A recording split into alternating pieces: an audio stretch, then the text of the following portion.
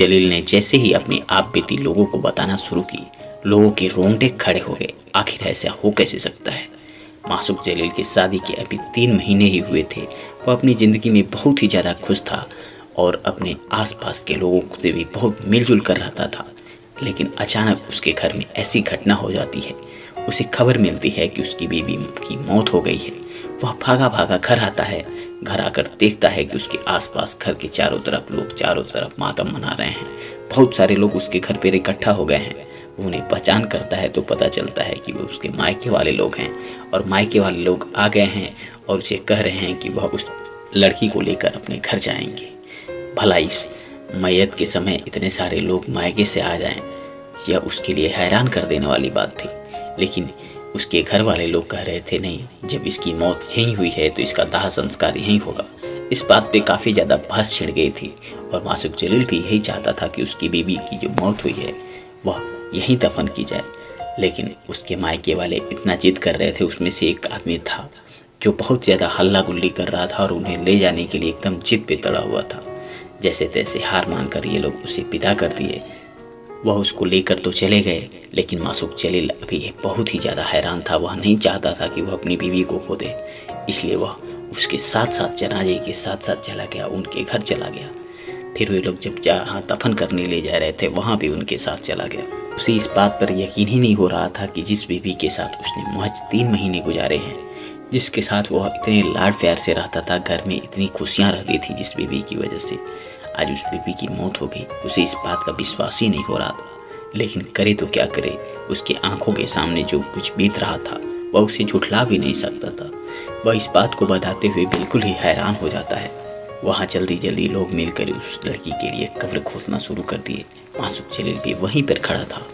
तभी अचानक जब कब्र पूरी खुद गई और इसे उसमें डाला जा रहा था, उस समय ऐसा लगा मासूक जलील को जैसे किसी ने उसे धक्का दे दिया। वह कब्र में गिरते गिरते बचा खड़ा हुआ।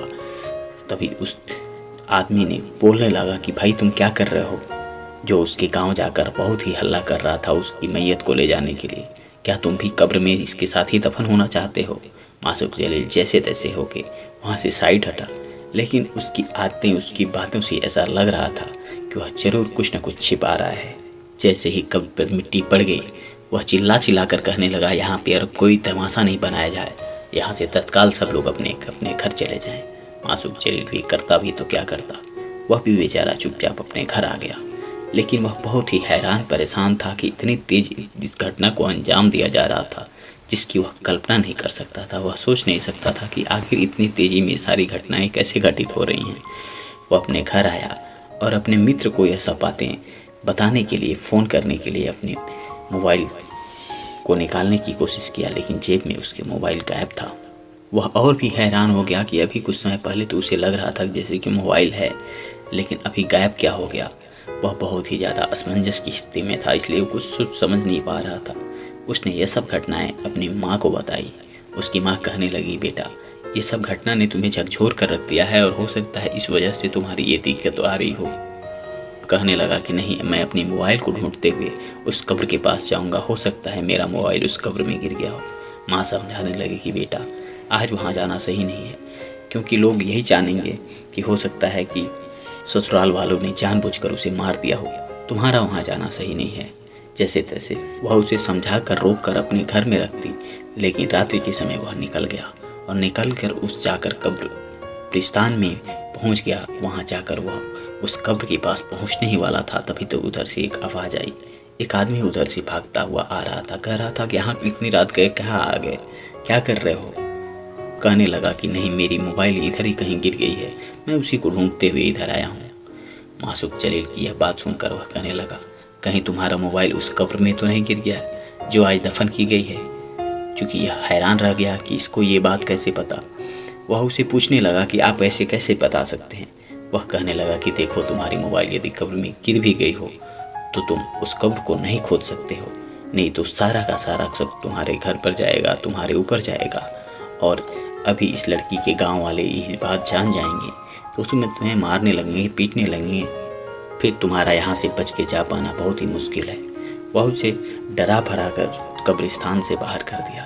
बेचारा चुपचाप अपने घर आ गया।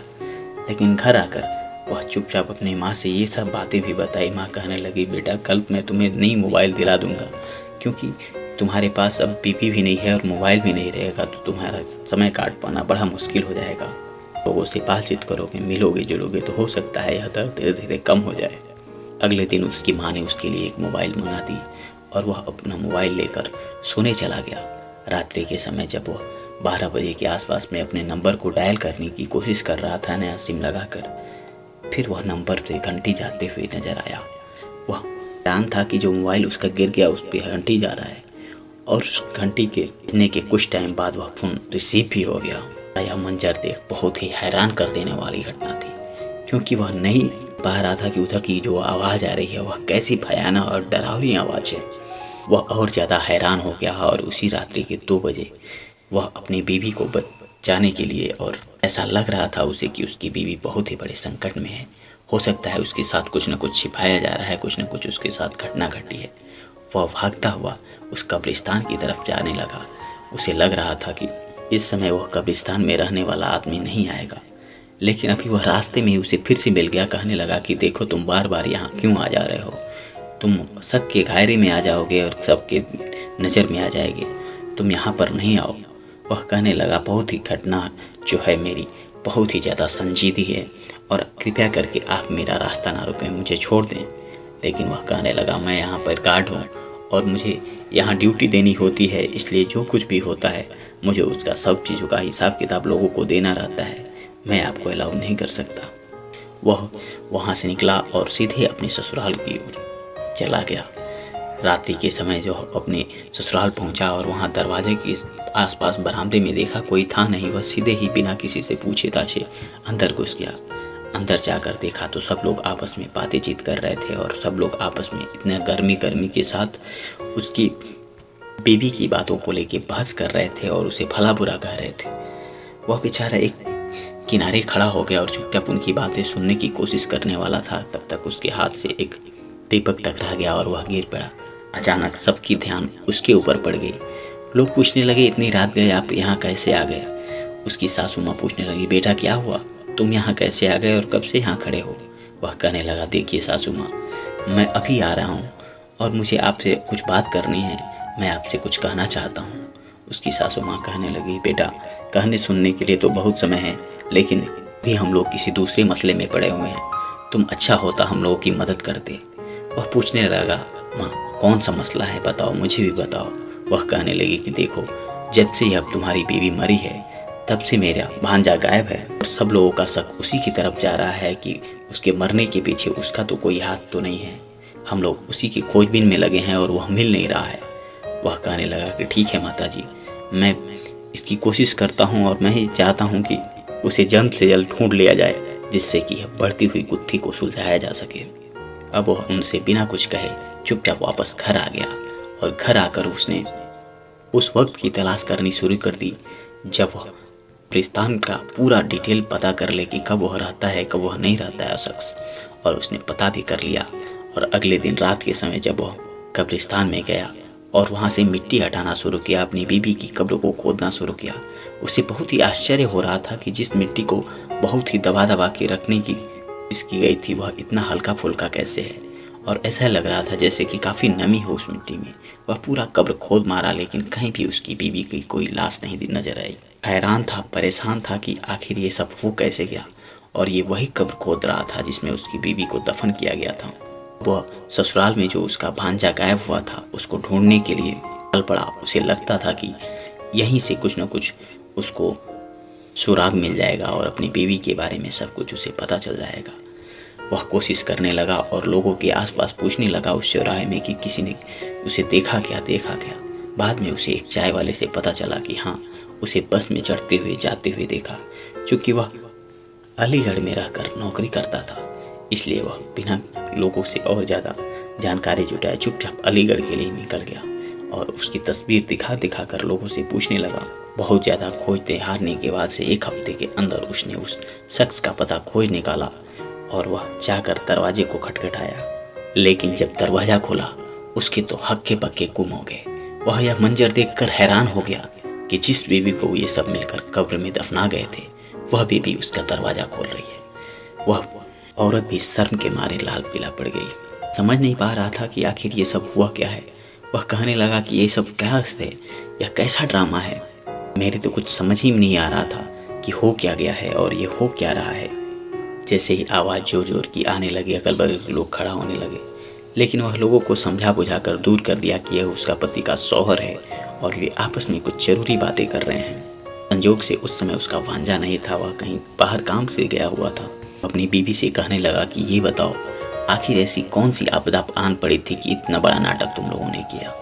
वह बेचारी शर्म के मारे कुछ बोल नहीं पा रही थी, क्योंकि उसने 3 महीने में इतना तो जान लिया था कि उसका जो पति है वह उसे बहुत ज़्यादा मानता है, बहुत ज़्यादा लाड प्यार करता है और वह हमेशा यही चाहता रहता है कि वह उसे खुश रख सके, कहीं भी किसी प्रकार की किसी चीज़ की कमी ना हो। वह हमेशा जानती थी कि उसका पति उसे बहुत मानता है, लेकिन अब वह क्या जवाब देती। आखिर उसने ही तो उस घर को छोड़कर और अपने मायके में भांजे के साथ भागकर यहाँ आई थी। जैसे तैसे उसने हिम्मत बांधा और अपनी पूरी कहानी, अपनी पूरी दास्तान जो थी कहने लगी। वह कहने लगी कि निकाह के पहले उसका संबंध उसके भांजे से था और वे लोग चाहते थे कि इसकी शादी कर दी जाए, लेकिन उसकी माँ तैयार नहीं हुई और बाद में ये शादी आपसे कर दी गई। और शादी के बाद भी वह नहीं चाहता था कि मैं आपके साथ आपके घर पर रहूं, इसलिए उसने बार बार हमें उकसाने की कोशिश की और हमेशा हमें यह धमकी देता रहा कि यदि तुम मेरी बात नहीं मानोगी तो मैं तुम्हारे शौहर से सारी कहानी कह दूंगी और तुम्हारा रिश्ता टूट जाएगा, तुम्हें जीने नहीं दूंगा। इस तरह से वह हमेशा उसको धमकाता रहता था। फिर उसने ही यह रास्ता निकाला कि तुम झूठ मूठ में मरने का नाटक कर लेना और हम लोग जल्दी से जल्दी तुम्हें दफन करके और वापस वहाँ से निकाल लेंगे। कि उसके झांसे में पड़ती गई और वो जैसे जैसे कहता गया, मैं अपनी इज्जत बचाने के लिए वैसे वैसे करती गई और आज ये नौबत आ गई है। वह मुझे अब नहीं चाहता है और वह मुझे कहीं बेच देना चाहता है।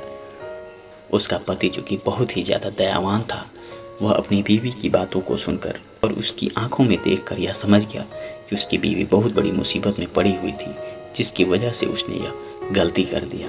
उसने अपनी बीवी की गलती को माफ़ कर लिया और कहने लगा, यदि तुम चाहो और तुम हमारे साथ रहना चाहो तो मैं तुम्हें कबूल कर लूँगा और उस शख्स को कड़ी से कड़ी सज़ा दिलवा दूँगा।